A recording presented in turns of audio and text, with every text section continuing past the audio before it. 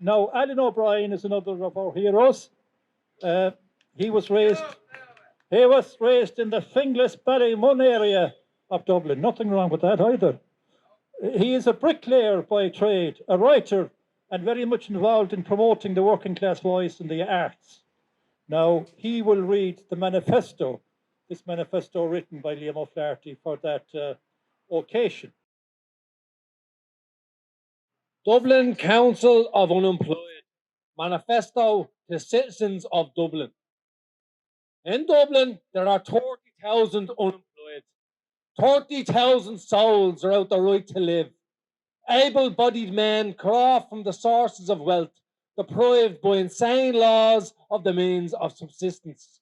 Driven by hunger and want to despair, commit acts of pillage and rapine to provide themselves and their families with food.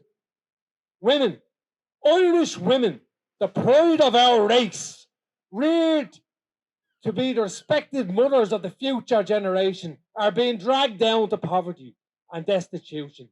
Some of them are even forced by the dread spectre of want to sell their bodies in the streets to the highest bidder. Good citizens are forced by the apathy of the ruling class, by the tyranny of capitalism, to become dangerous criminals. While at the same time, at the other end of the social scale, the wealthy enjoy the fruits of the toil of those who are now hungry. They enjoy the dividends that these men earned for them on the blood-stained fields of France and Gallipoli.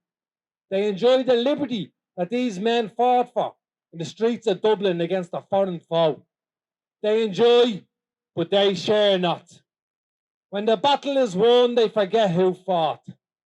The blood was shed in France at the command of these plutocrats of Dublin has been turned into coin of gold and thrown into the coffers of the rich, while the dependents of those who fought have died and starving. There are workless men walking the streets of Dublin whose guns manned the battlements of the GPO in 1916, while the heroes of the late struggle for national independence were pining in the muddy swamps of Ballykinlar. Their wives and children were forced to seek refuge in the Dublin workhouse. We have proofs. We can bring them forward.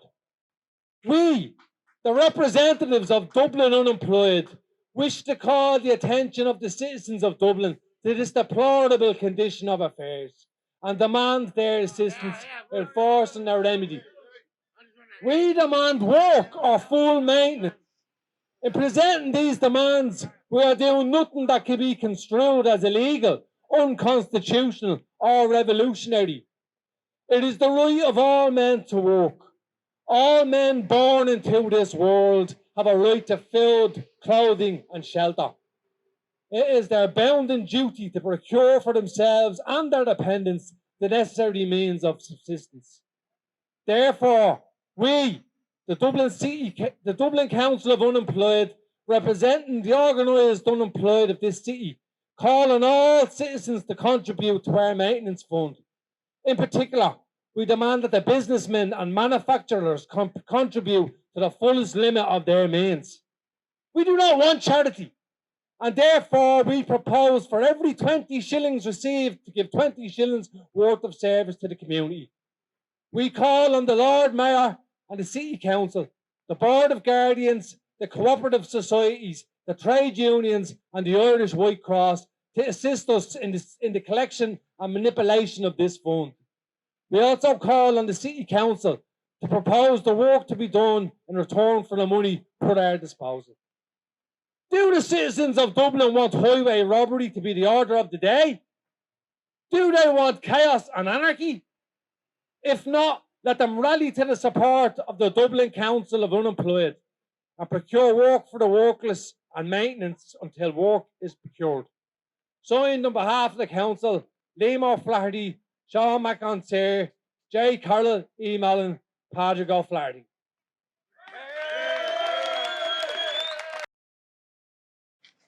Céad fáilteanú fad háirde a chomrádaithe go dtíon comóra seo tá dtíanana ag níomh fiúntach a rinne únseom leat lia céad bliain óhain.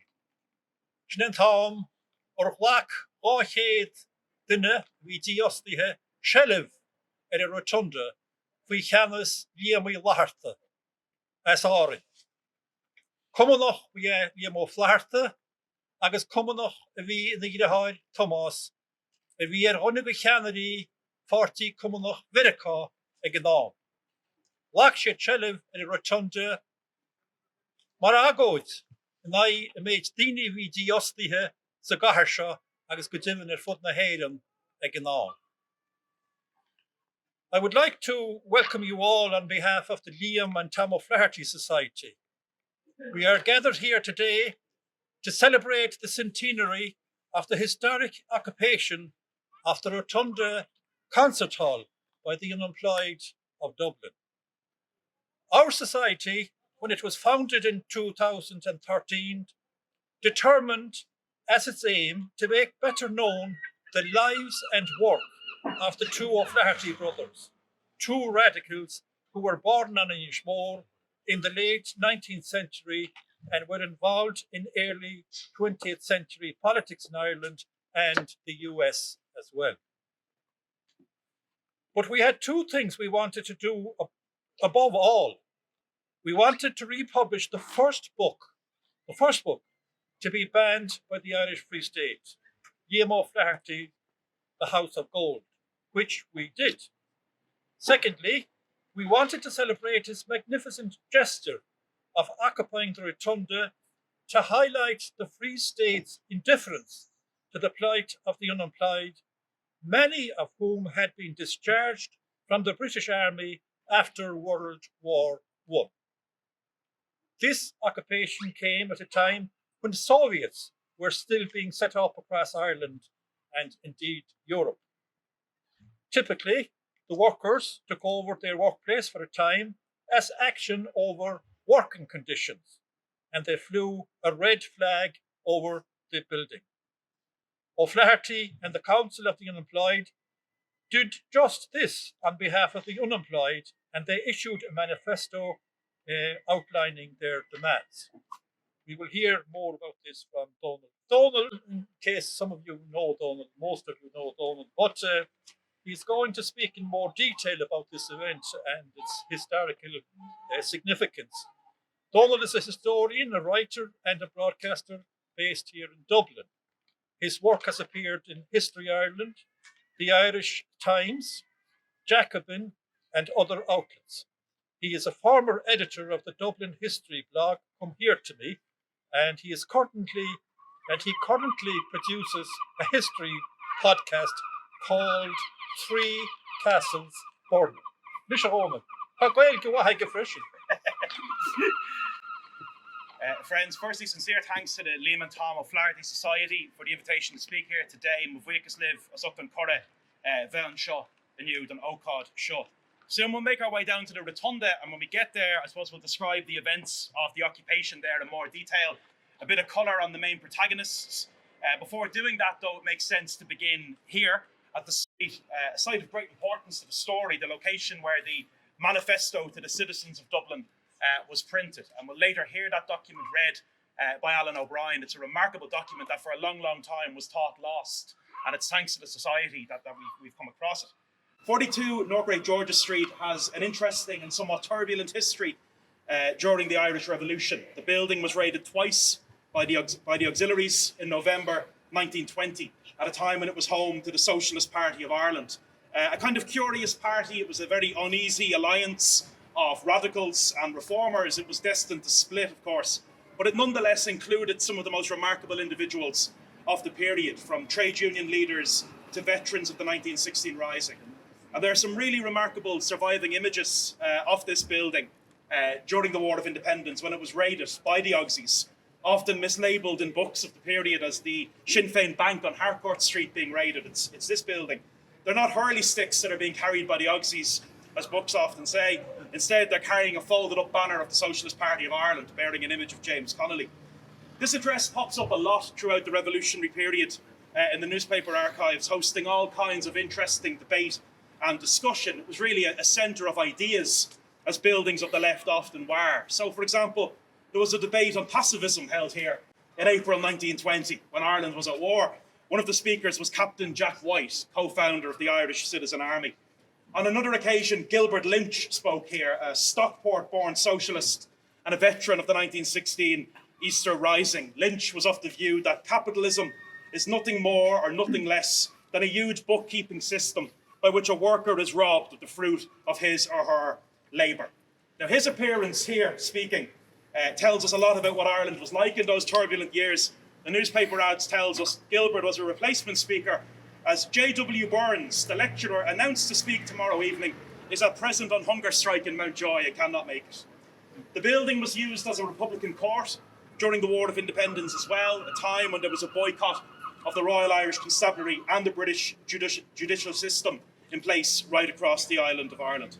In some ways, I think this building was kind of typical of the revolution in the sense that it took on many purposes. It was a space shared by very different bodies that sometimes had significant crossover of membership. So in addition to the Socialist Party of Ireland, which in time folded and was replaced by a more ideologically focused Communist Party, there was the James Connolly Labour College, a section of the Irish Women's Workers' Union met here, a workers' cooperative for unemployed women workers met here, and in time the building was also used by the 2nd Battalion of the Irish Volunteers. In fact, on the night before the Custom House was burnt, members of the 2nd Battalion met in this building. The raid of November 1920 by the Auxies had a bad impact on the building. The James Connolly Labour College lost their entire library, for example, and most of the papers of the various movements were taken too. The Dublin branch of the Communist Party were meeting here every Friday evening from late 1921. And the names of people involved are interesting. Paddy Stevenson, 1916 veteran who'd fought at the Mendicity Institution. Walter Carpenter, General Secretary and a towering figure of the 1913 lockout, a close confidant of James Connolly from the beginning in Dublin, a chimney sweep by trade who became a prolific campaigner, someone who was imprisoned in 1911 as he, quote, used language alleged to be derogatory to King George of England in advance of the royal visit. These are really, really interesting people from the milieu of the left in Dublin at the time.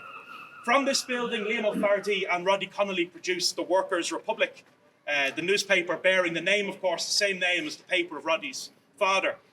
You can see a lot of the humour of Liam O'Flaherty when you read the newspaper they were producing here. And you can also tell that he spent time in the States. I love this paragraph. These days, the boss class in Dublin is getting a fright. The slaves are growing restless, especially those of them that have no masters, the unemployed. I hear they're drilling at the old spot by the river. I wonder what they want. Surely it can't be work or maintenance. In that paper, we can chart a clear road towards what eventually happened at the Rotunda. A week earlier, we read, for example, that an unemployed committee was established in this building and dispatched to the Mansion House, meeting with the Lord Mayor of Dublin. And O'Flaherty said, now that action has been taken, keep it up and don't rest content until all your demands have been granted. But get this into your heads. To permanently cure unemployment, you must abolish profit-making systems of society and establish the Workers' Republic. Get to it, Dublin unemployed, organise and learn how to use your power. So when we get down to the Rotunda, we'll hear the manifesto that was printed here from Alan. That document is remarkable. It's stirring in its references to the First World War, for example, a slaughter of the Dublin poor. But it also references the very real issues in the city at the time. For example, the absence of work for women that drove so many into the Monto. But I think that reference to the slaughter of the First World War is incredibly enlightened for its time. We should remember that, later on in the 1920s, young Republicans like Frank Ryan, George Gilmore and others were actively attacking Armistice Day commemorations on the streets of Dublin before they later came to the same understanding as Liam O'Flaherty in the 1930s, that the war was a slaughter, that those men were brave and that they'd been abandoned to poverty and were entitled to a better life. So we'll hear more about the story when we make it down to the Rotunda, but I suppose every revolutionary moment, every revolutionary conspiracy begins somewhere, and the occupation of the Rotunda as an idea very much began here. So that's the next plaque we get.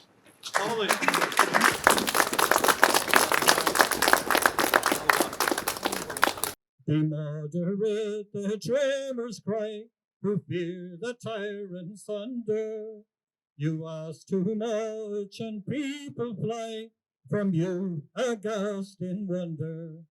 'Tis passing strange, I do declare, such statements cause me mirth, for our demands most moderate are, We only want the air. We only want the air. We only want the air. And our demands most moderator. We only want the air. All right. Ket fáilte ú bet fad a roiní weisle agus a chumrátaithe go dtí an ócáid seo, céad bliain thréis chó tarló istéan seo. Tá anachas orm sibh bhéin seo agus mé labhairt son chuman líam agus thomáis í láirta. As árainn, as gort na gapal an árainn, gailgeirí ó róchas as árainn I bhí iontab. Is cumann I bhí iontab agus rinne siad obair iontach ní gáhan nimar go ráfaí sin inis mar béise péna pucasúas an ólais go réir chéile. Ach tá fáilte rú. Now, I did welcome people up above, but more people have joined us. We're glad to see. I would like to welcome you all on behalf of the Liam and Tom O'Flaherty Society as we gather here today to celebrate the centenary of the historic occupation of the Rotunda Concert Hall by the Unemployed of Dublin. I don't want to be picking out people, but I would like to welcome especially people from the extended Liam O'Flaherty family. We have some of them here. Also, a person I just met there from the Jimmy Gralton School in Leitrim. Jimmy Gralton was a great friend of Tom O'Flaherty. Tom O'Flaherty, by the way, was one of the leaders of the Communist Party of America. He started a few journals, and one of the journals, as he started one of the journals, Jimmy Gralton contacted him, and they were friends. But that's a long story, and if we can get a few euros together, we will get all this together, and the history and stuff and so on. And we're picking up even from Donald today. I discovered that we can now read the paper edited at that time, 100 years ago, by Liam O'Flaherty. That's news to us in the committee. This is the way it's growing. And our society, when it was founded in 2013, determined as its aim to make better known the lives and work of the two O'Flaherty brothers, two radicals who were born on Inishmore in the late 19th century and were both involved together, by the way, in the early 20th century politics in Ireland and the US. But as a society, we had two things we wanted to do above all. We wanted to republish the first book to be banned by the Irish Free State, Liam O'Flaherty's The House of Gold, which we did. Secondly, we wanted to celebrate his magnificent gesture of occupying the Rotunda to highlight the Free State's indifference to the plight of the unemployed, many of whom had been discharged from the British Army after World War I. This occupation came at a time when Soviets were still being set up across Ireland and indeed Europe. Typically, the workers took over their workplace for a time as action over working conditions, and they flew a red flag over the building. O'Flaherty and the Council of the Unemployed did just this on behalf of the unemployed, and they issued a manifesto outlining their demands. And I'm glad to see the red flag is still here today. It's still flying. Donald will tell you a bit more of what actually happened here, and I introduced him earlier, but it's no harm to do it again. He is a historian, Donald Fallon. He's a historian, he's a writer, he's a broadcaster based here in Dublin. His work has appeared in History Ireland, the Irish Times, Jacobin, and other outlets. He is a former editor of the Dublin history blog, Come Here to Me, and he currently produces a history podcast called Three Castles Burning. Nisha, Donald will tell us more about that. Just one more person I want to mention. This is being local now. All politics are local. On the way down, I talked to a fluent Irish speaker, and I said, "Where are you from?"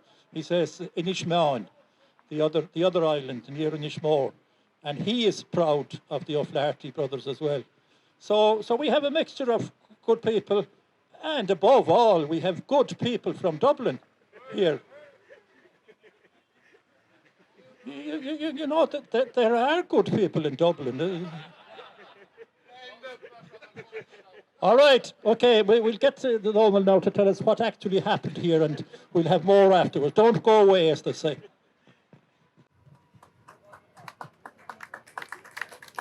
Conguelga Fospio Malioclea. We seem to have multiplied since North Great George Street, a little bit like Liam O'Flaherty's protest. We're growing bigger all the time. So if you've just arrived, again, thanks to the Liam and Tom O'Flaherty Society for the invitation to be here and for organising this very, very important event.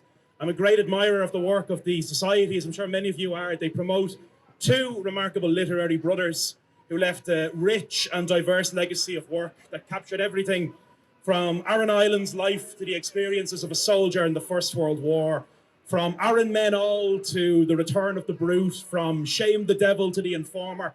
The name O'Flaherty, be it Tom or Liam, would adorn some of the great works of 20th century Irish literature. And as we heard earlier, you know, it is to the shame of the Irish state, it's a deep shame that O'Flaherty was given the honour, the dubious honour, of the first publication banned by the Censorship of Publications Board when House of Gold was censored. So Liam O'Flaherty's name in Ireland today is synonymous with one great book, The Informer, but there's no denying O'Flaherty. I think he was denied a greater place in public recognition as a result of censorship, and we should recognise Liam as one of the great modernist writers, not only of Ireland, but of Europe in that time. The story of what occurred in the Rotunda in the opening month of 1922 really cannot be severed from the broader picture of class discontent in the country. And as one conflict was ending, the War of Independence, in which organised labour had played a defining part, the munitions strike, the general strikes and more beside, another conflict was looming on the horizon. The Voice of Labour, which was the newspaper of the Irish Transport and General Workers Union, didn't strike a very optimistic note, to be honest, as we went into 1922. They said, what is the new year bringing to the workers of Ireland? Not much. Threats that our wages, conditions and standards of living are to be reduced and worsened. Railway men, postal workers, creamery workers, dock labourers, and other people seem to be on the verge of imminent strike action. Some of those strikes would come to fruition, and even earlier than at the Rotunda, red flags were appearing in the period between the truce and the Civil War, flying over creameries in Kilmallock and elsewhere. When the postal workers went on strike, the new Free State wasted no time in suppressing their efforts.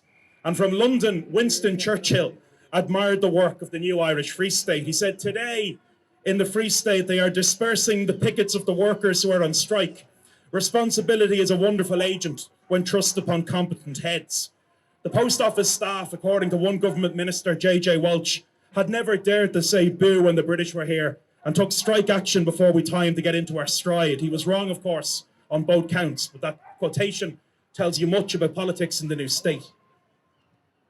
Unemployment was a long-standing crisis in Dublin, of course. Dublin was a city not defined by industry, but by the absence of industry and by the precarious nature of life for its working class who did whatever work was going, when it was going.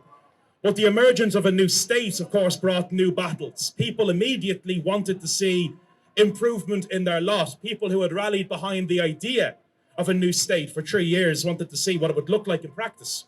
And one of the most emotive protest letters from the time, which appeared in a Dublin Labour newspaper, it lays it out simply. They said, in each year for many years past, over 2,000 Dublin citizens have been done to death, murdered, just as effectively as by the weapon of an assassin, by imprisonment in the filth and disease of our slum tenements.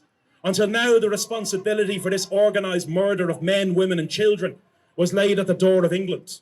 But now the undivided responsibility is ours, and what will be done to discharge it. So there's this feeling of anger in the country, you know, from postmen to creamery workers to those in the tenements. And it's out of that growing sense of anger that we get the kind of agitation we witness in the Rotunda. Liam O'Flaherty's memoir, Shame the Devil, is a colourful and gloriously written account of a part of his life. It contains what's probably the finest dedication of any book I've ever read. I offer this dagger to my enemies. And it tells us only a little about what happened here, but the little it does say tells us a lot about how this protest was viewed. In the early part of 1922, Liam writes, I seized the Rotunda in Dublin with a small army of unemployed men. We hoisted the red flag over the building and we held it for some days. This adventure, which caused a great sensation in the public press, completed my ostracism.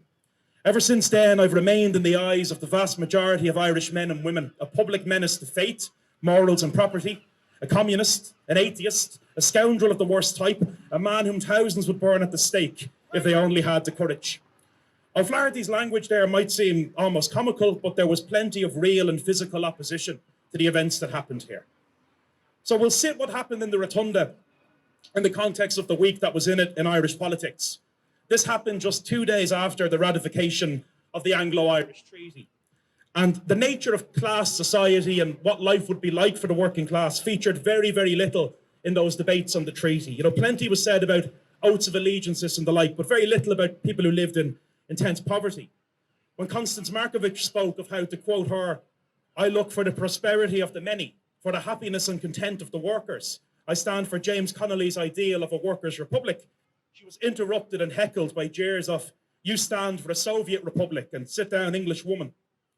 But on the 18th of January, 2 days after the passing of the treaty, the occupation of the Rotunda began, and the workers put themselves, or the workers and the unemployed put themselves into the picture.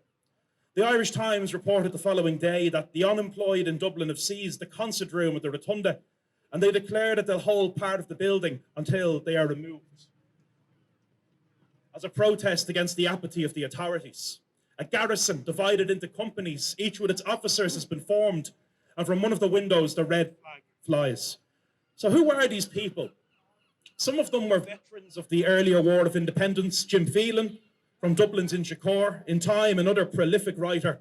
He penned some of the great travelling and kind of tramping memoirs of the 20th century, vowing that he'd never live within four walls again after his release from prison. He'd encountered Liam O'Flaherty on the streets of Dublin in the activism of the city, selling newspapers outside the GPO, as people still do. And he was greatly taken by him. He remembered O'Flaherty was a magnificent speaker. He had a twist of mischief in his makeup. The organising of a Beggars' Legion obviously appealed to him, and it did to me too. There was Sean McIntyre, docker and member of the Irish Citizen Army. There was Jack O'Neill, a formative figure in the agitation of the unemployed in Dublin, and later the subject of a really beautiful piece of art by Harry Kernoff. His sister Lily played an important role outside the occupation. And we think about this as a protest by unemployed men, but they're supported by other people in Dublin. As Lily's son Des notes in a recent family history, Lily, along with the men's wives and friends, gathered bags of bread and fruits from the docks and the markets to supply some basic provisions for the occupation. Bananas and tea on the docks, cabbages in the city markets, bread from the local bakeries. There's plenty of humour in the accounts of the occupation that Liam O'Flaherty himself wrote in the newspapers of the day. For example, anybody got any musical instruments they don't want? Shoot them along. The unemployed want the band to play the red flag outside the Kildare Street Club. Or this, have you heard the latest? The unemployed have got a police force under a very competent chief. Dublin can show them all the way to move. I wonder, would it not be better to call them the Red Guards? Police reminds me too much of G-men and black and tans. The occupation of the Rotunda, on one level, it was about organisation, talking about strategy moving forward, but it was also really about performance. Men would march from here through the city streets. One newspaper carried a great picture of them marching through Parnell Square. I think what's especially poignant about the protest in the Rotunda was that it included so many men who'd witnessed the horror of the war on the continent, a war that had left O'Flaherty himself shell-shocked, and in some ways from which O'Flaherty never truly recovered. His story, The Discarded Soldier, which was brought to public prominence in recent times by the hard work of the Liam and Tom O'Flaherty Society, I think is one of the finest accounts of the experience of the horror of the First World War and the way it left men. And it's worth reading just a tiny bit of that story. At last, he was caught by a bursting shell and hurled into the air amid red-hot bolts of steel and showers of earth and smoke. He was crushed into a jabbering mass of pulped flesh. He was no longer a hero, he was a wreck. Capitalism no longer wanted him. The ladies no longer cheered him. They brought him flowers in the hospital for a few months and then forgot about him. The ribbons faded on his breast. He was cast into this great city, homeless, unwanted, penniless. I mean, that really captures what it was like for those men who'd seen the horror of Gallipoli, the Somme, Passchendaele or Arras, and now found themselves jobless in Dublin. The level of public interest in what was happening in the Rotunda over those January days was great. Dublin's Red Garrison, one newspaper termed them in Belfast, and it wasn't a compliment, by the way, were a source of interest far beyond this island. Internationally, the story received much attention. Readers of the New York Times were told Ireland is up against the unemployment problem. She is now just emerging from war conditions, and our fighting men find themselves hard put in an economic depression. There was also hostility. We remember the heroism, but many people in Dublin in the years after remember just the hostility outside. In some ways, not unlike what the left would face again in the 1930s with the so-called animal gangs. The occupation began on Wednesday, was to end late on Saturday night, and it got quite ugly outside. One newspaper reports fusillades of stones were thrown through the windows and the main door was broken and carried away. The garrison sang the red flag and the soldiers' song while waiting for the attackers to enter. When the crowd rushed in, they clambered over the barricades. The red flag was dragged down by the crowd outside. It was only thanks to the Republican police that those inside the Rotunda were unharmed when the building was ultimately stormed. It became very, very clear that this occupation couldn't be sustained.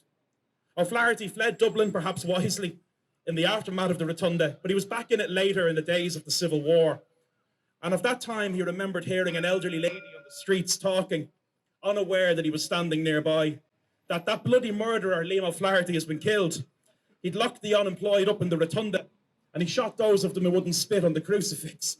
Now, it is easy to laugh at that anecdote, of course, but we should also ask, why did that elderly Dublin woman feel that way? Who put those kind of ideas into heads like hers? And why were they so frightened? Why whip up that kind of hysteria?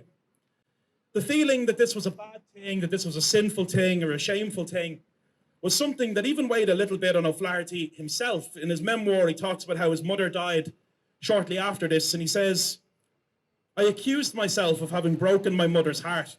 She died shortly after my adventure in the Rotunda. I thought how comforting it would have been to recant my heresies, to bow the knee to the gods of my country, and to be taken back into the fold as a lost sheep that had been found again. Thus I would gain peace, honour and prosperity." But what O'Flaherty and his followers did here was ultimately about honour, understanding the men around him for what they were, human beings out of work, in need of assistance. It was never likely to win the sympathetic ear of the government of the day. It was months earlier, during the War of Independence, that the future president of the executive, essentially the first Taoiseach of the state, W.T. Cosgrave, had written of how people reared in the workhouses, as you are aware, are no great acquisition to the community, and they have no ideas whatever of civic responsibility. As a rule, their highest aim in life is to live at the expense of the ratepayers. Consequently, it would be a decided gain if they all took it into their heads to emigrate. And make no mistake about it, they wanted men like those in the Rotunda to emigrate, to become someone else's problem, the unemployed of London instead of Dublin. But those who seized the Rotunda wanted to stay and to make their claim for a better city in which to live. The tactic of seizing the Rotunda did cause some division. Some people felt O'Flaherty and his followers hadn't taken the correct course of action.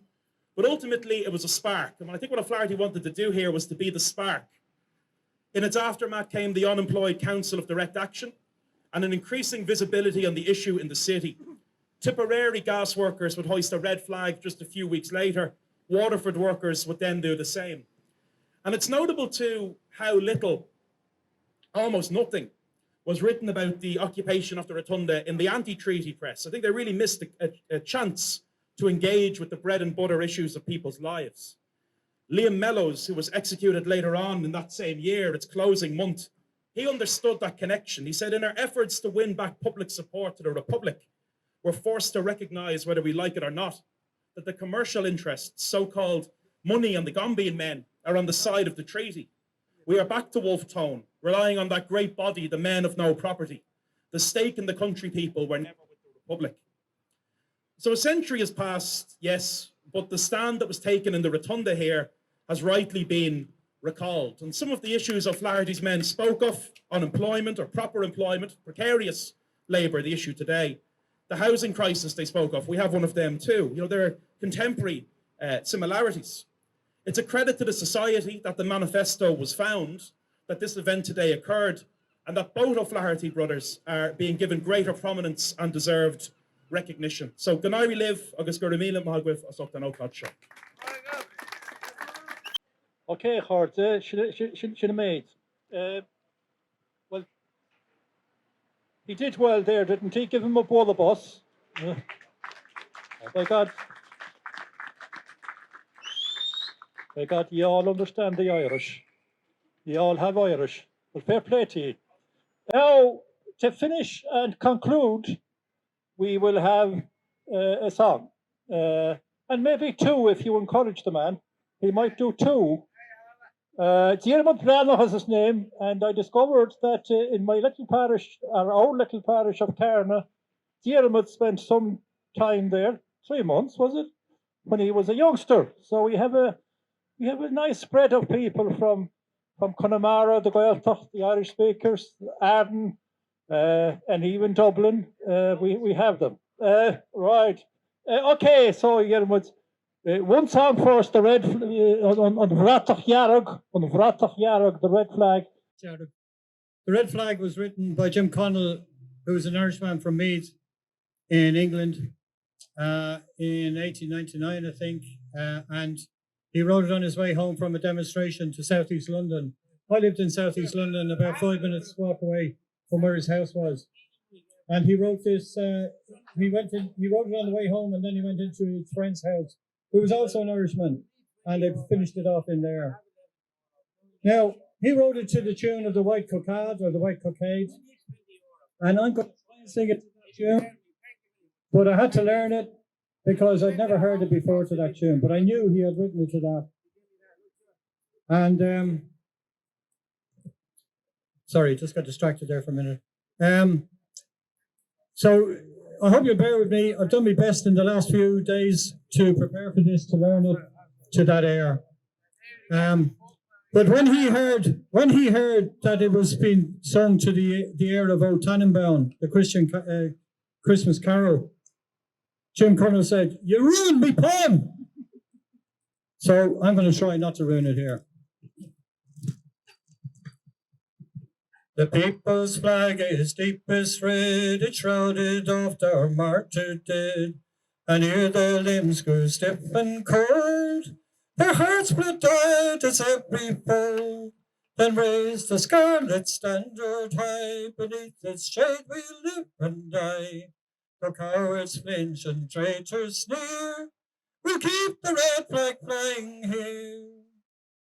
Look round, the Frenchman loves its blaze, the sturdy German chants its praise. In Moscow's halls its hymns were sung, Chicago swells the surging throng.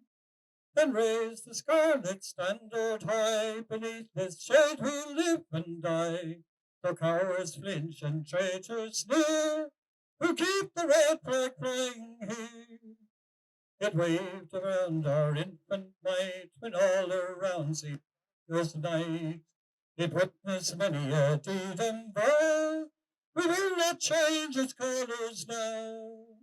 Then raise the scarlet standard high, beneath its walls we live and die.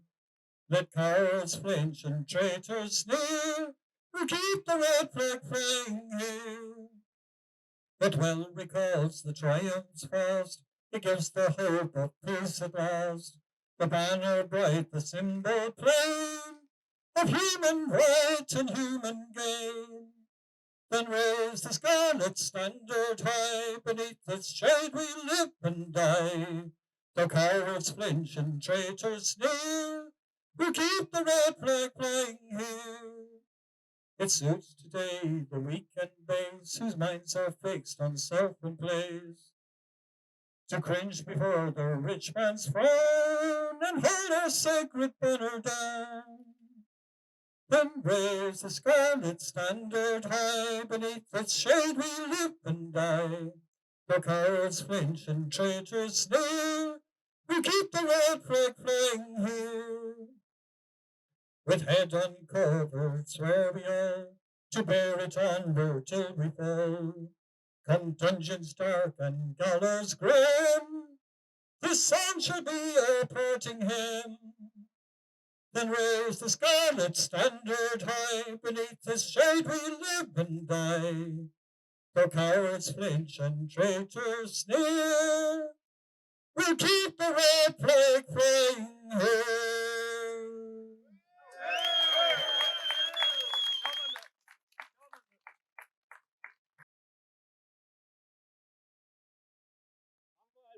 No, should have made, but just again to go back to where I started with the ad. The manifesto is there. The what do you call it? The bucket is there. It's not full yet. And above all, keep in touch with us in the Costa, in the Liam and Tom O'Flaherty Society. Just go on the internet. You'll get it there. Keep in touch with us and with Donald and with the rest of the people involved. Agus go míle maithagaí ar fad.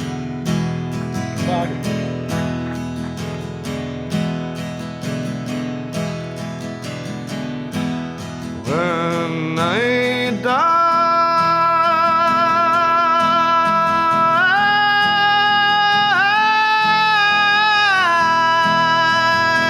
I want to die,